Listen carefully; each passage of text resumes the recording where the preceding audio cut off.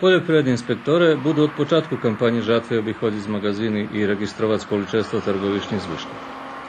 Unaprijame zaštiti interesa poljoprivrednih produkovateljov, poljoprivredna inspekcija bude zaprovadzovati kontrolu na jaki sposob še odrezi kvalitet žita na otkupnih mesta. Co še ceni, tak i zarobku produkovateljov na žitu dotika, poneže njihto už rokami nie objavljuje cenu na predok, ali až po žatvi treba posluhati slova kompetentnih fahovcev.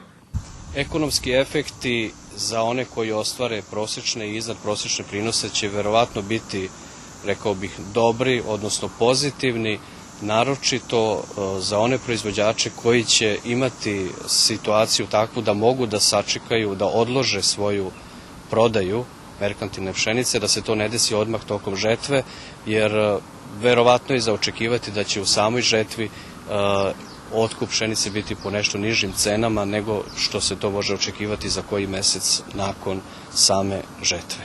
Zadružni sojuz Vojvodini vyšel za kalkulaciju ceni žita 20,71 dinar bez akumulaciji, to je zarobku, a realnejši hutorja, že bi izo cenu 18 dinari, vekšina produkovateljov bila zadovoljna.